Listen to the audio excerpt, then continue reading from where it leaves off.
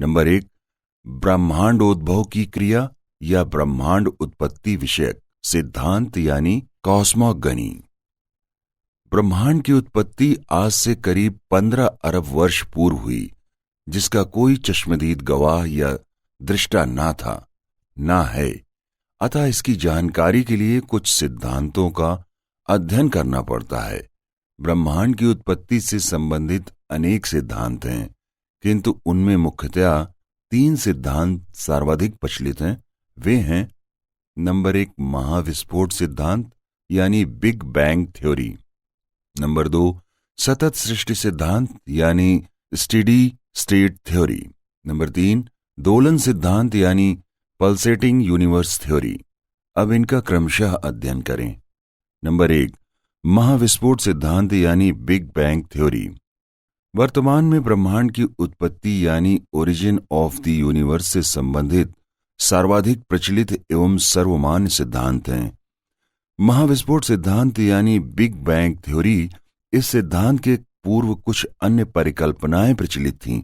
प्रारंभ में ग्रीक निवासी क्लाडियन टॉलमी जैसे दार्शनिक एवं खगोलवेत्ता मानते थे कि ब्रह्मांड के केंद्र में पृथ्वी है। सूर्य एवं सभी ग्रह इसके चारों ओर चक्कर लगा रहे हैं। 140 ईस्वी में प्रस्तुत इस मत को भूकेंद्रित संकल्पना यानी जियोसेंट्रिक कॉन्सेप्ट की संज्ञा दी जाती थी।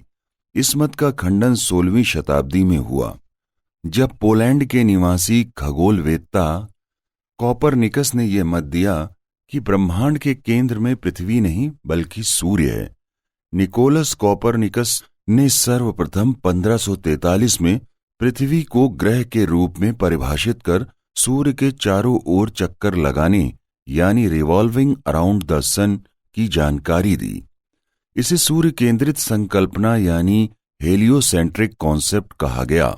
इस संकल्पना के फलस्वरूप खगोल विज्ञान के अध्ययन की दिशा में एक क्रांतिकारी परिवर्तन आया। इसे कॉपरनिकस क्रांति की भी संज्ञा दी जाती है। कॉपरनिकस को ही इसी कारण आधुनिक खगोल विज्ञान का जनक माना जाता है। जोहान्स केपलर 1571 से 1630 ने ग्रही कक्षाओं के नियमों की जानकारी दी और इन्होंने भी सूर्य को ब्रह्मांड का केंद्र बताया। इसलिए जोहान्स केपलर को नवीन खगोल शास्त्र का जनक माना जाता है। इसी दौरान 1610 में इटली के वैज्ञानिक गैलीलियो द्वारा दूरबीन का आविष्कार किया गया। इसके माध्यम से ब्रह्मांड के अध्ययन में एक नया आयाम जुड़ा, तथ्यों की प्राप्त जानकारी में और परिवर्तन आया। 20वीं सदी में आकर दूरबीनों का वृहद पैमाने पर प्रयोग हुआ और इनकी क्षमता में विस्तार हुआ। तब पता लगा कि ब्रह्मांड मानव की कल्पना से कई गुना विशाल है तथा ये संख्या में अनगिनत है। 1925 में अमेरिकी खगोलवेत्ता एडविन हब्बल ने यह मत उजागर किया कि ब्रह्मांड फैल रहा है और फैलने की गति भी बढ़ती जा रही है। हब्बल के इस मत ने ब्रह्मांड की उत्पत्ति यानी ओरिजिन ऑफ द यूनिवर्स के विषय में भी प्रकाश डाला। प्रश्न ये उठा कि जब ब्रह्मांड निरंतर फैल रहा है तो एक दिन ऐसा भी रहा होगा जब ये एक अत्यंत सघन और लघु पिंड के रूप में रहा होगा।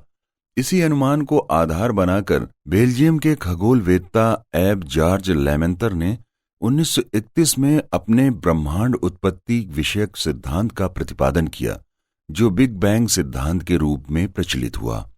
इस सिद्धांत के अनुसार आदिकाल में संपूर्ण ब्रह्मांडीय पदार्थ यानी कॉस्मिक मैटर्स अति सघन पिंड यानी सुपर डेंस बॉडी के रूप में एक स्थान पर थे।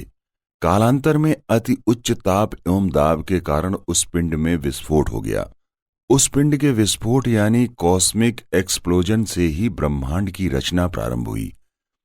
वह विस्फोट आज से करीब 15 अरब वर्ष पूर्व हुआ। विस्फोट के पश्चात समस्त पदार्थ पुंजीभूत होकर यानी इन क्लस्टर्ड वे में चारों ओर दिशाओं में फैल गए। यही पुंजीभूत पदार्थ कालांतर में आकाशगंगा यानी गैलेक्सी के रूप में परिणित हो गए। विस्फोट के पश्चात प्रारंभ में इन पदार्थों के बाहर की ओर प्रसरण की गति तीव्र थी, किंतु धीरे धीरे गति में ह्रास आता गया और एक सीमा पर पहुंचकर ये पदार्थ रुक गए। जहां पर ये पदार्थ रुक गए वहीं पर ब्रह्मांड की सीमा बनी। यह सीमा केंद्र से 12.5 अरब प्रकाश वर्ष दूर बताई जाती है। इस प्रकार एब जॉर्ज लेमेंतर के अनुसार ब्रह्मांड की उत्पत्ति हुई। इस सिद्धांत की विस्तृत व्याख्या 1967 में रॉबर्ट वेगनर ने की। उल्लेखनीय है कि इस सिद्धांत की कृत्रिम रूप से पुनरावृत्ति कराने के लिए फ्रांस और स्विट्जरलैंड की सीमा पर जिनेवा में स्थित एक LHC नामक भूमिगत महामशीन यानी प्रयोगशाला, जो कि 27.4 किलोमीटर लंबी है, में वैज्ञानिक महाप्रयोग सर्न नामक यूरोपीय संगठन के तत्वाधान में चल रहे हैं। इस विशाल शोध परियोजना में 65 देशों के करीब 9,000 वैज्ञानिक, जिनमें 88 भारतीय वैज्ञानिक भी शामिल हैं, उस हिग्स बोसान कण या द गॉड पार्टिकल का पता लगाने का प्रयास कर रहे हैं, जिसका अभी तक अस्तित्व सिर्फ सैद्धांतिक गणित में ही है।